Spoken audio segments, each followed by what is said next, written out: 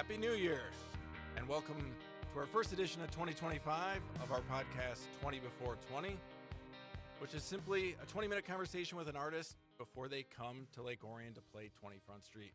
My name is Kevin Bessert. I'm part of the team here at 20, and I'm super excited about today's guest, and that is because, although he's not a newcomer to 20 Front Street, but excited to get to know him a little bit better today. But I've always been intrigued the times he has played 20 Front Street in the past by the reception he's gotten from the audience, many of which we're hearing him for the first time, and that is Mr. Cole Ritter. Cole, thanks for joining us and agreeing to do this. Of course, thanks for having me. I'm so glad to do it, and I love playing 20 Front Street. Well, let's before we dive in and kind of get started, I do want to right off the top say Cole will be playing at 20 Front Street in downtown Lake Orion on Saturday, January 18th. Tickets are still available, so please make sure to go to 20frontstreet.com and grab your tickets because that date is coming up quick. So, Cole, like I said, you have played 20 Front Street a few times before, and I have always been intrigued by that reception. But part of that is due to the level of musicianship. And I kind of want to go back all the way to the beginning and kind of start with your childhood because you grew up, if I'm correct, right outside of Nashville in Hendersonville, Tennessee. And it seems like music was a part of your life kind of right from the get-go.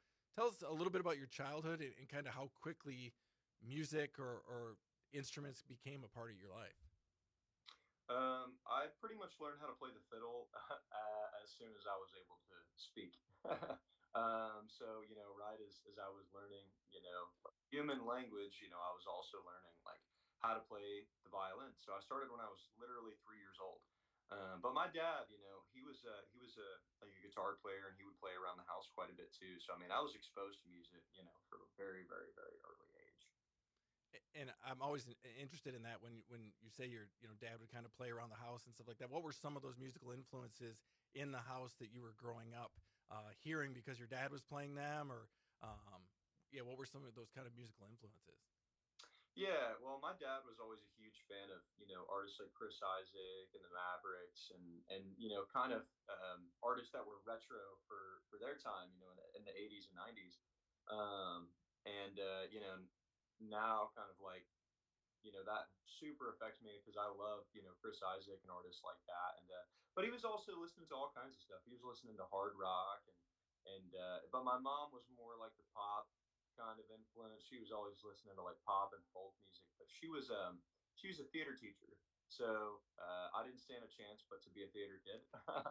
And I loved that. That was also super formative for me, being in theater. But my grandmother, she was a huge influence on me as well, and she was a classical pianist.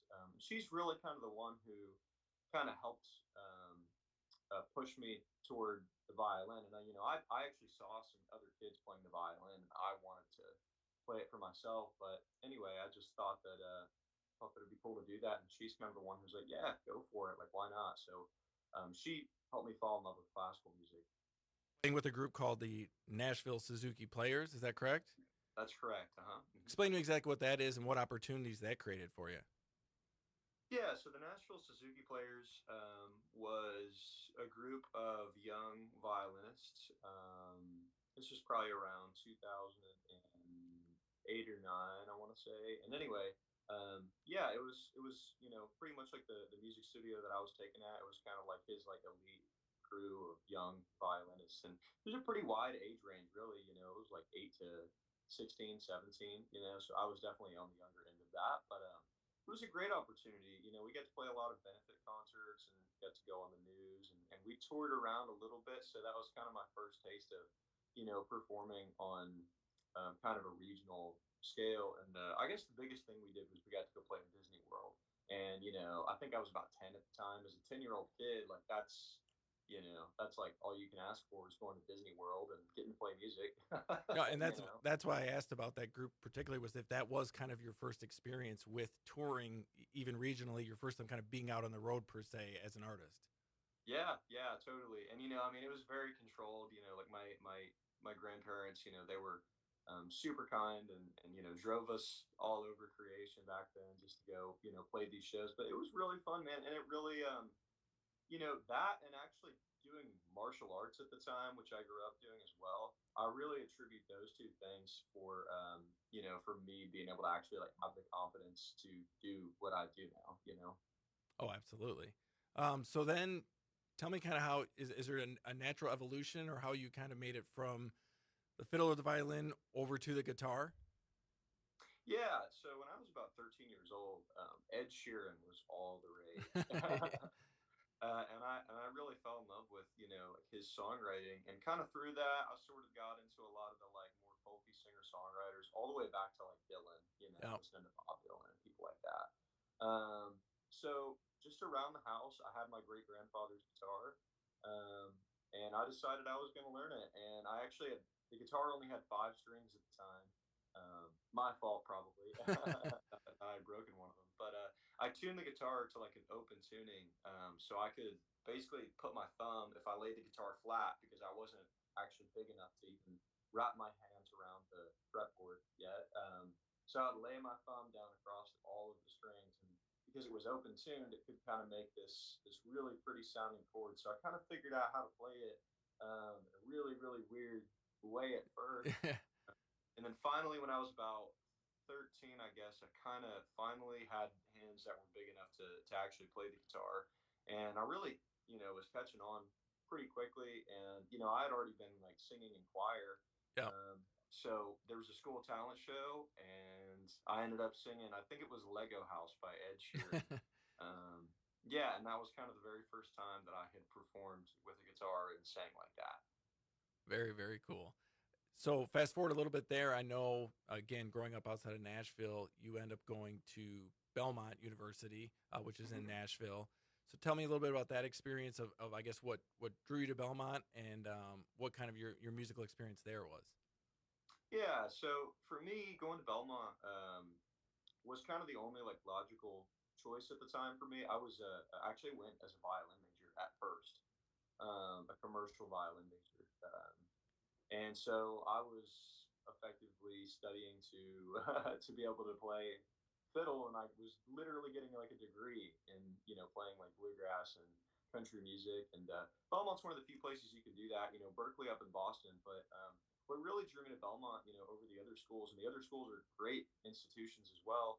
Um, Honestly, I think it was just the location, and I grew Sure. up 30 minutes away from Nashville, Yeah. but um, it really just kind of made sense for me to stay in Nashville. And I'm so glad that I did, because when I was at Belmont, I had so many really cool opportunities to meet, people that I'm still playing with today. And it's only been a few years. I'm 24 now, but like I'm still great friends with, a lot of the guys that I met down there at Belmont. And yeah, it was a great school. Yeah. So And, that was kind of my experience with it. yeah, and one of the things I read and I'm familiar with, but was while you were at Belmont, I know you got together a group of guys and kind of created a band. And one of the things you were able to do was Belmont Student Showcase, which I know is a big deal there. And you guys actually Mhm. won that showcase when you entered. Talk a little bit about that experience of how you kind of brought that band together and won that and what that kind of did as far as kind of launching your career. Yeah. So when I was first starting, well, it ended up becoming the Night Owls was the name of our band.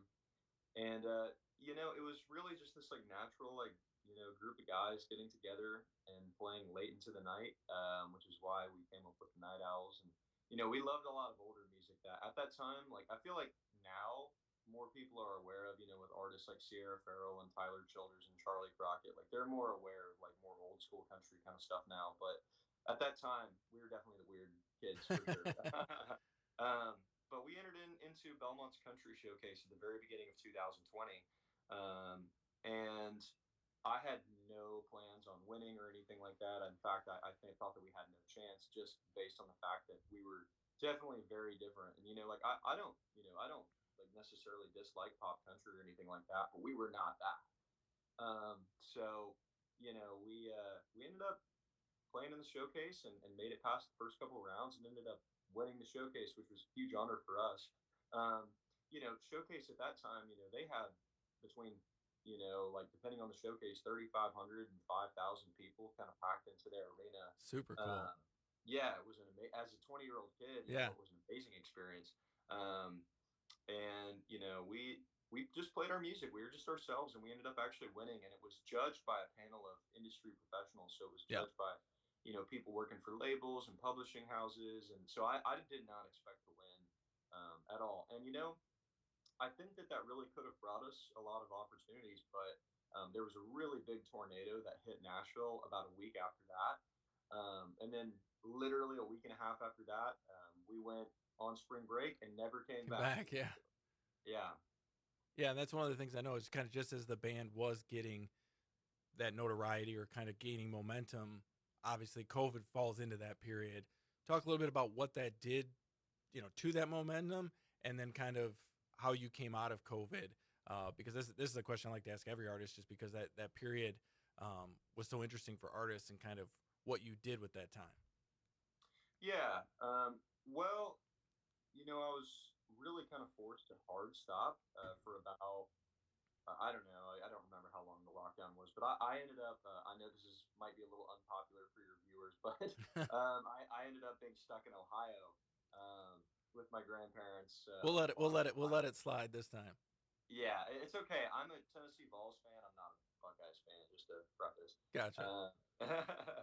Uh, but anyway, yeah, I got stuck up in Ohio, and I really had a hard time creating. I know a lot of people were writing, and I would love to tell you that I was writing a lot, but honestly, I just really struggled. Because it's like here I have all this momentum, and a lot of things in my life were kind of starting to work out. Um, and then all of a sudden, I just kind of had to stop. Stop. Yeah. So, but I learned a ton about myself in that time. I learned about the kind of artist that I really want to be, and just learned a lot about myself over COVID. So, kind of coming out of that, right as the lockdown started ending, um, we ended up getting like a residency at a Broadway bar, and back then it was called um, Paradise Park, and now it's Garth Brooks's bar. It's called Okay. Friends and Places Yeah. now. Yeah, but we played down there, and I want to say we played down there maybe twice a week, and that's really where I learned to play the guitar. Was down there, Interesting. and I mean, like Yeah. I had played, but I feel like unless you're just thrown to the wolves and playing 4 hour long sets and spending that kind of time on your instrument, like that's where you really, really put in the work. So I feel like I learned a lot about playing country music and about entertaining people, down there at that time. But then we actually ended up, making a record. We made a little EP, and I'm really proud of that EP. But unfortunately, that's like almost all that I have out, to the public right now. I have that and one more single. So right now, like I feel like COVID, kind of slowed down a lot more momentum than I would have had that not happened. But honestly, I'm fine with that because that's ultimately given me the time, to grow. Like I literally only feel like I really, really, really figured out how I want to sound over the last 6 months. And I played Lake Orion for the first time over 20 Front Street, probably about 2 years ago now. Yep. So, but I only, and I love those shows, but I only just now feel like I'm really kind of coming into my own and figuring out like how I want to sound and the kind of artist that I want to be. No, that's great, and that's really interesting. But that kind of leads to a transition. So coming out of COVID, and you said you were kind of learning your craft down on Broadway, but it was about that same time, 2022, when the American Idol opportunity came up, correct? That's right. Uh huh. Okay, so the American Idol opportunity came up. How did that come up, I guess, and then let's talk a little bit about that experience and what that did.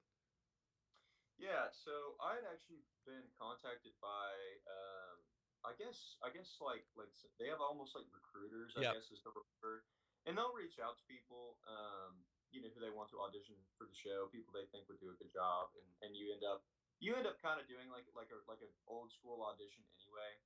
It's just that you don't do it in person, you do it over Zoom. Sure. So I did a Zoom interview, and yeah, I ended up getting to be able to audition, and I auditioned here in Nashville, and that was a super nerve wracking experience for me. Meeting these three, well, really four, counting Ryan Seacrest and Katy Perry. I want to say that this was like literally her last season this past year, but it was her, Luke Bryan, and Lionel Richie. Richie. Yep. Yeah, yeah. So they were the judges, and honestly, they were really kind. Like my first audition went really well. I sang "Georgia on My Mind," the old Ray Charles tune, and ended up getting three yeses from them, and that was a huge confidence boost for me. So, kind of after that, went to California, which I never thought I would do. And yeah, and it was a great experience. It was a really challenging experience for me. We were running on little sleep and not a ton of food just because the not Schedule. because we didn't have it, but the Yeah. schedule was just so rigorous and we're so anxious all the time. We all got knots in our stomach and are just trying to do our best. I've had a few others on that have either had a voice or American Idol experience, and one thing is I always like to ask is, having gone through that, is that a vehicle now? It's become such a mainstream part, those shows of kind of the industry. Is that something you would recommend to a young artist as a vehicle, having gone through it? Um, Only if you know what you're doing it for. I think you got to go into American Idol with a really specific idea in mind of who you are as a person and also what you want to get out of the show. I think winning is the wrong goal. I know that sounds odd, No, no, um, yeah, but honestly, like the real goal is just to get in front of new people, and just be yourself and play music that you care about and love. My one regret about the show is I wish that I would have played my original songs, but um, I was just scared at yeah, the time to do that. Like put my songs on blast in front of like millions of millions, people. literally. Sure, sure. Yeah. So, but you know what? Like that's not what it's about. So I would recommend it to people who are comfortable with that.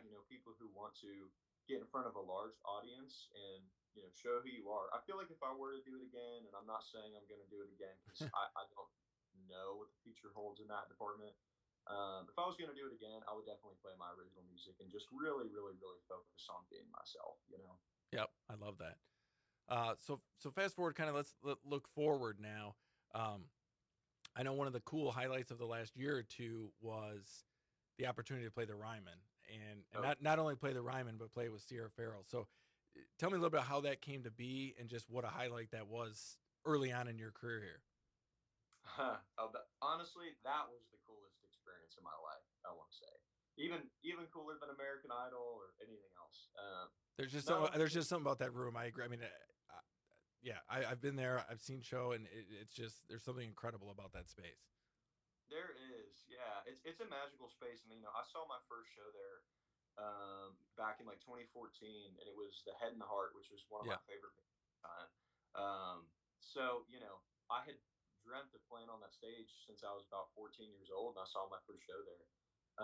But Sierra, she's great. She's such a good friend of mine, and I actually met her when I was about 18.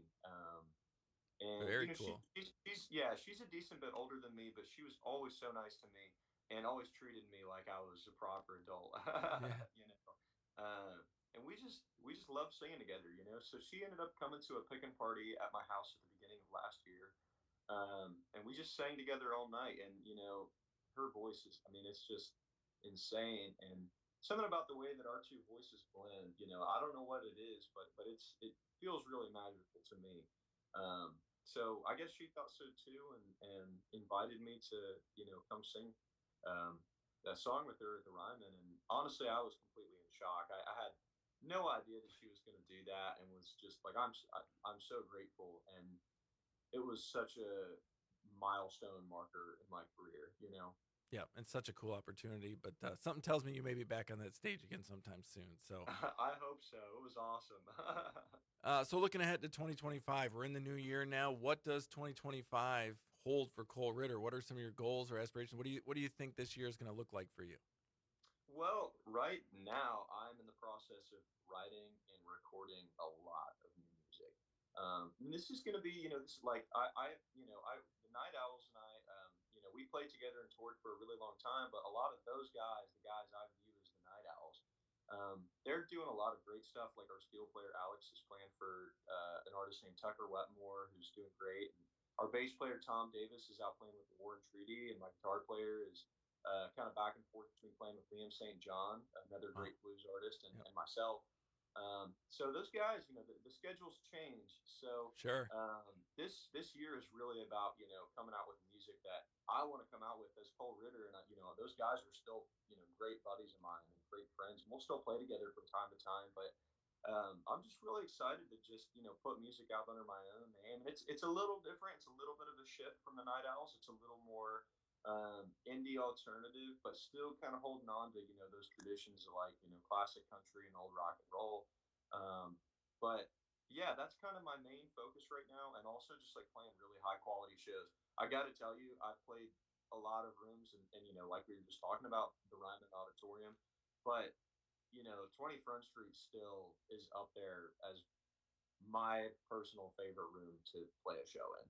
So, that should say something about the quality and just how awesome the venue is. I very much appreciate you saying that. But I always do like to ask what people can expect with your upcoming show on January 18th. And you just kind of touched on some of the new music you're recording. Is that what people will expect to hear on January 18th? Are we going to hear some of that new music? Absolutely, yeah. There's going to be a lot of new music, and we'll throw in a couple of the old classics in there too that we love playing, the Night Owl stuff, and we'll do a little guitar shredding, and maybe if you're really lucky and we can fit it in my Ford Flex, I'll most definitely be bringing my fiddle along as well. So yeah, we got a few tricks up our sleeve. All right. Well, I hope the fiddle makes the trip up from Nashville. Me too. Hard to believe, but we've already burned through our 20 minutes. But I always do like to close the podcast. I use the same question to kind of close the podcast for every guest each month, and that is just kind of what are you listening to right now? What's getting heavy rotation in the Cole Ritter playlist, or is there someone you've seen live recently that really blew your mind? Just like to get an idea of someone you're listening to right now, or someone that's on your radar screen. Yeah. So my most played artists of probably like the last couple months have been Leon Bridges. He's got a new record out Yep. that's incredible. I've been listening to a ton of Madison Cunningham. She's amazing, and Faye Webster. But then I recently came across a young artist who just moved to Nashville, and I just found out worked at 20 Front Street for a while. Zoe Nye. Yep. Yeah, and Zoe's like just an absolutely brilliant artist and writer. So I've just been finding these great writers that are moving to Nashville. You guys should be proud, because she's a local from up there and is just crushing it down here already. She is a local, and we were blessed to have her the time we did. And we always knew she was destined for big things. But we are pretty proud of the fact that we do have a little roster now of people that have either worked for us or interned for us that are now out there doing big things. So it's exciting to watch from afar for sure. Absolutely, yeah. So I think Lake Orion is just such a great town, and I should mention too, my mom actually lived there for about 2 years, and I just love visiting, and I love the people. I like the culture a lot. It's a great town, so I'm pumped to get to come back and hopefully get to spend a little time up there this time. Well, hopefully it warms up a little bit because it's pretty cold right now. So hopefully it Yeah, warms up. But we're super excited to have you back. We're pumped about the show. Again, that's January 18th. Cole Ritter will be at 20 Front Street in downtown Lake Orion. Please jump on 20frontstreet.com and grab those tickets. And Cole, thanks so much for doing this, and we look forward to another amazing show at 20 Front Street. absolutely. Thanks, man. Thanks for having me.